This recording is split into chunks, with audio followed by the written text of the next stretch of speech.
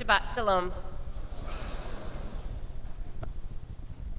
For those of you who are friends with my husband on Facebook, you've probably already seen the picture to know that this Thursday we had the opportunity to go to the White House for a Hanukkah party. Now, the truth is that there's a lot that I could tell you. The rooms were absolutely beautiful and decorated like you've never seen. The food was delicious.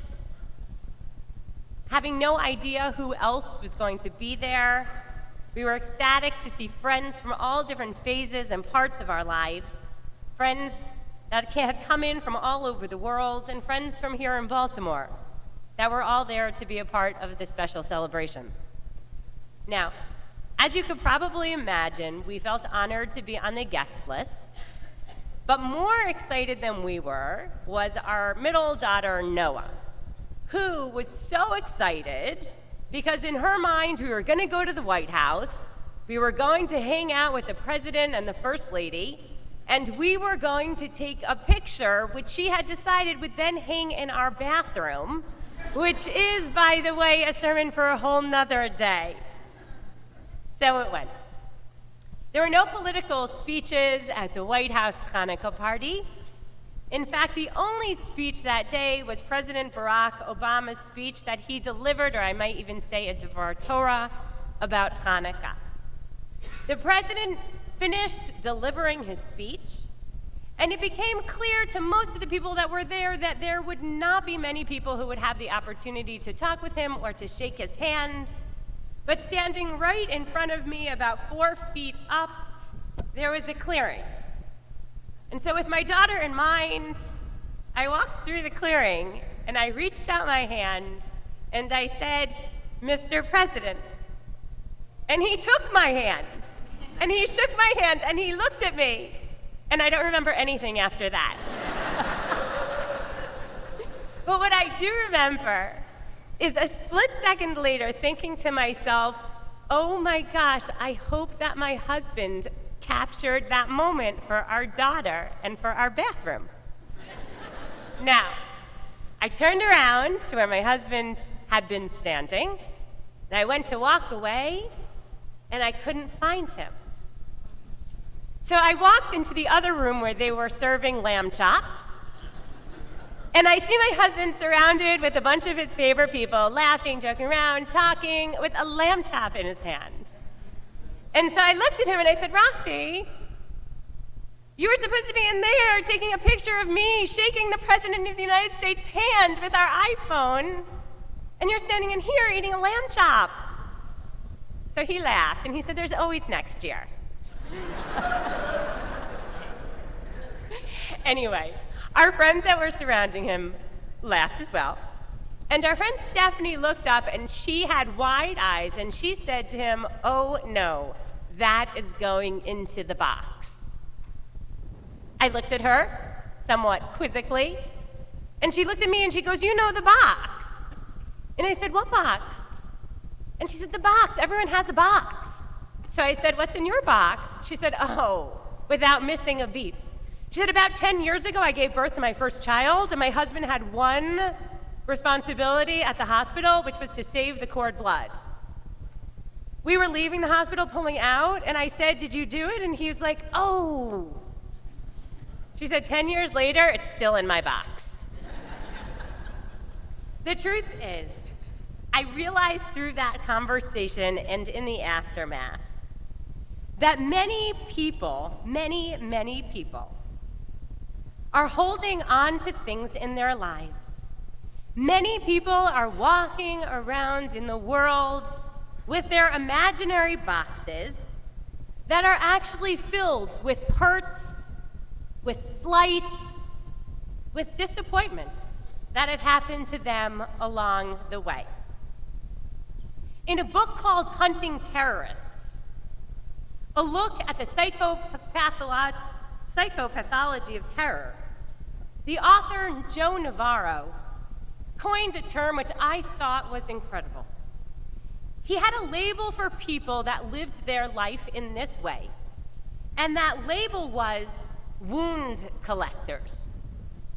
He said these are individuals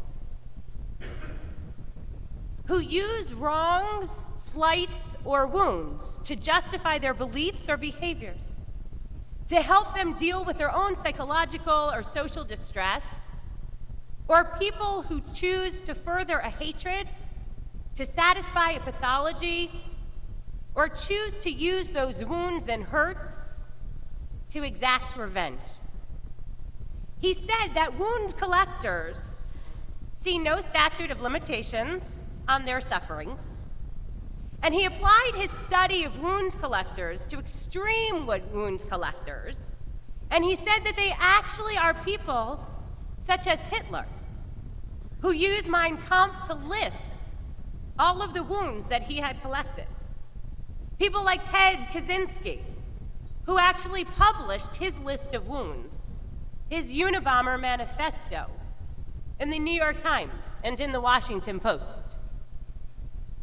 The truth is that whether you're a secret wound collector with your imaginary box, or you're a wound collector in a giant way, people don't have to live like this.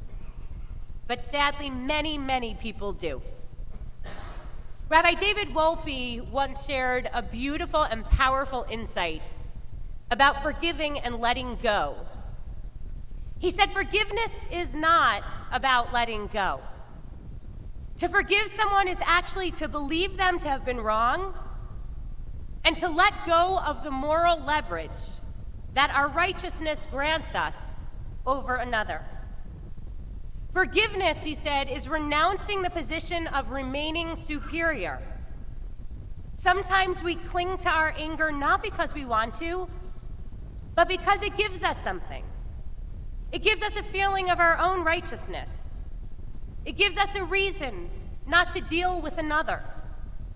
It gives us a clean line to draw between good and bad.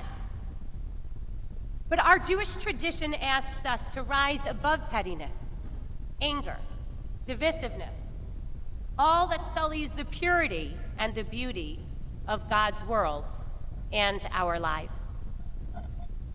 In this week's Torah portion, Vayigash, after years of being estranged from his brothers and his family, Joseph's brothers come before him. The brothers who hated him, who despised him, who couldn't even find it within themselves, the Torah tells us, to speak one kind word to him. The brothers who went so far as to try to kill him, but instead settled on just getting rid of him forever by selling him into slavery. And they had so little remorse that they actually sat down to have a celebratory lunch on the side of the pit. Joseph had every reason in the world to hate his brothers. And for over a decade, he had nothing but time, as he sat in a jail cell, to reflect on the injustice that he had been done. In this week's Torah portion, when his brothers finally stood before him, Joseph is torn. On one hand, he feels anger, and on the other hand, he feels a crazy desire to reconcile. He ultimately chooses reconciliation. He reveals his identity to his brothers, and he says to them, "I am Joseph, your brother, whom you sold into slavery." Joseph never tells his brothers that he forgives them, but he does make it clear that he chooses to let go of the pain and the anger, and he chooses to let go. He could have held on to the fact that they ruined much of his life, that they wasted countless of his precious years, that they were the ones responsible for sending him into exile. But he did no such thing. Instead, he held on to a different story. Because of what happened, he said, I was able to save lives. Do not be distressed. Do not reproach yourselves. I can see that good that came from my hardships. And in fact, the Torah tells us that when he sent off his brothers, he actually said to them, "Do not quarrel on the way home." Rashi, the renowned biblical commentator, explains this, and he said that Joseph was actually concerned that his brothers would blame one another as they went home for what they had done to him, for causing the hatred and the strife between them. And Joseph didn't want this. He didn't want his situation to breed more hatred. He wanted to let go. He wanted to forgive. He wanted to see the potential for love and change, and he wanted others to do the same. Joseph's story rings remarkably similar to the life story of Nelson Mandela, who died this past Thursday. Having spent more than a quarter century in prison, like the biblical Joseph, Mandela emerged from behind bars to become a national leader of South Africa, leading his nation from apartheid to democracy. More than that, he managed to turn those who feared him most into his strongest allies. As Rabbi Mark Greenspan reminded us this week, Nelson Mandela had his flaws. He didn't begin his life as an advocate of reconciliation and peace. We actually tend to forget that he was imprisoned for advocating violence and waging a guerrilla war. As Jews, we were pained by his accusations of Israel, equating our Jewish homeland with apartheid.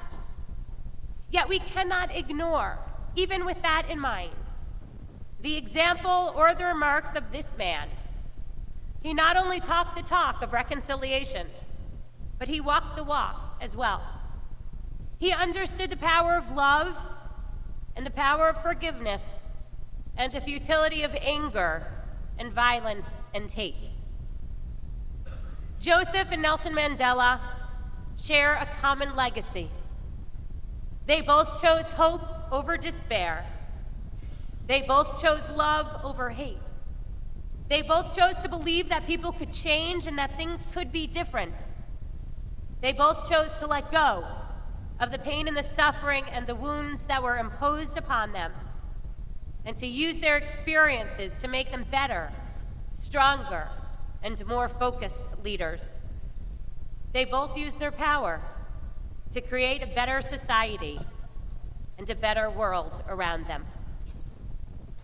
In the recent Broadway show about the life of Rabbi Shlomo Carlebach called Soul Doctor, it had a short run, but those who saw it seemed to enjoy it. Carlebach, who was a rabbi and a performer, returned to his childhood home in Vienna to perform. And he was asked when he arrived, accusatorily, "How can you perform here? How can you forgive the people that were responsible for killing your family and the Jews?" And Rabbi Shlomo Carlebach responded with a magnificent retort. He said, "If I had two hearts, I could use one to love and one to hate. But I only have one heart, so I use it to love." Perhaps there's no better time, inspired by two great leaders, to try to get rid of those boxes, to try to take the wounds, no matter how big or small they may be, that people are still carrying, and to use them as a source of strength instead of being diminished by them. We all have only one life. Why not live it in the present rather than the past? We all have the capacity to believe in change and growth, in hope and possibility. We all have only one heart. Why not use it to love? Shabbat Shalom.